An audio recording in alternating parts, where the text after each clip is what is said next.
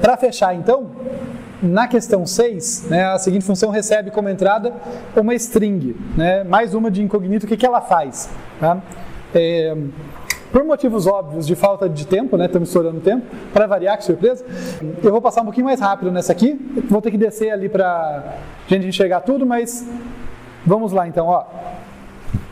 O que essa funçãozinha faz? Ela começa alocando um vetor aqui, que tem comprimento igual ao da string, e é um vetorzinho de caractere. Daí tem um J aqui auxiliar, e esse for principal vai percorrer toda a string. Né? Olhando para ele, a gente já sabe, ele começa no 0, ele vai insistir até chegar no /0, até que a iésima posição da string aqui corresponda ao /0 que termina, vai ficar incrementando, então ele vai percorrer toda a string.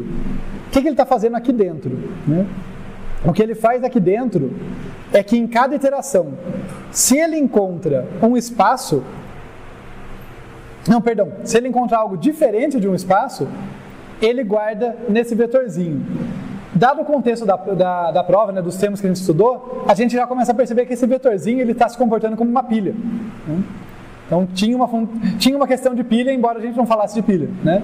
Tinha uma pilha aqui, ó. Esse vetorzinho é uma implementação de uma pilha. O J começa em 0 aqui, ele está guardando o topo da pilha. E o J++ aqui quer dizer, eu estou guardando esse cara na posição do topo e incrementando o topo. Tá? Então, basicamente, se é um cara diferente de espaço, eu empilho ele, eu guardo esse cara lá. Se não for, quer dizer, eu li um espaço, daí o que eu vou fazer? Enquanto a pilha não estiver vazia, eu vou imprimir aqui, eu vou desempilhar, ó, isso aqui eu estou desempilhando os caras, tirando os caras da pilha, e depois eu imprimo um espacinho. O que a gente já viu que acontece quando eu empilho certos elementos e desempilho eles? O que acontece com a ordem desses elementos? É trocada, né? A pilha, quando você empilha uma galera e depois desempilha, vai ficar na ordem inversa. Isso quer dizer basicamente que eu vou empilhando os caracteres de uma palavra, dessa string, não é a string inteira, é importante isso.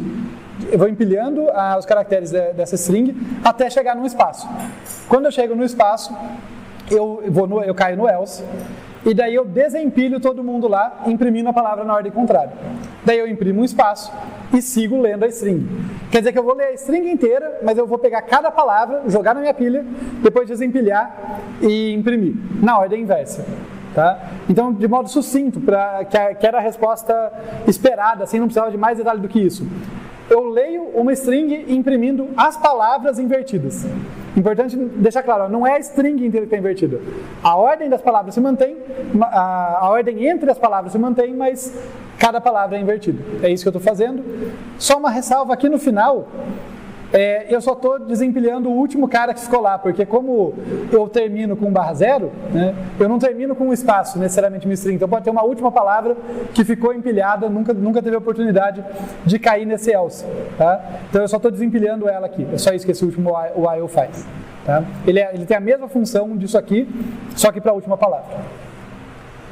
Então o que ela faz? Eu acabei de dizer, né? Ela imprime as palavras de uma string, só que invertendo a ordem das letras de cada palavra.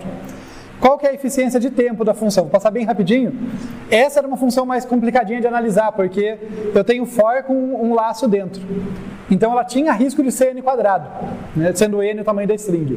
Só que a gente fez uma análise parecida para infixa e para pós-fixa, né, que é o seguinte: qual que é o número total de desempilhamentos que eu posso fazer?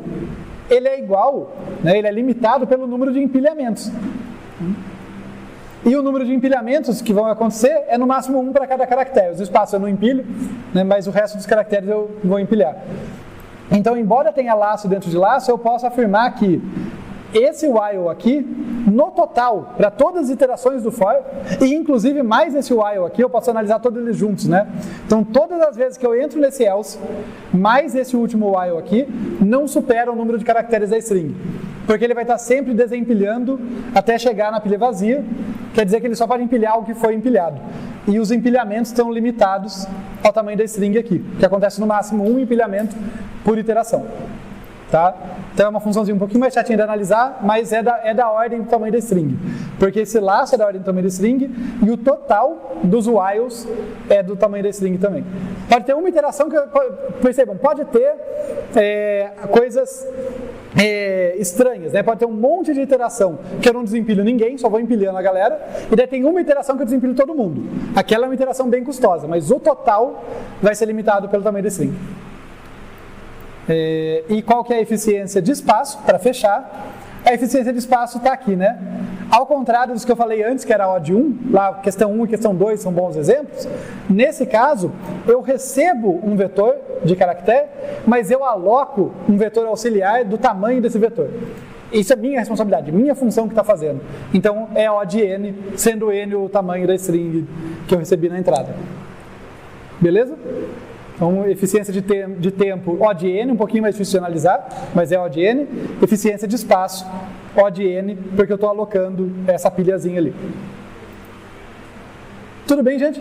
Passamos por tudo. Alguma última dúvida? As coisas que eu fui lembrando, que eu vi erros comuns, se eu comentei, posso ter esquecido algum, especialmente porque eu vou ficando com pressa e cansado, mas acho que é isso. Beleza? Tá bom, então vamos para o break agora, daí a gente volta para falar de árvores binárias, que assim, se isso foi para a gente finalizar as bases, a árvore binária é uma estrela de maior grandeza aí da segunda parte do nosso curso.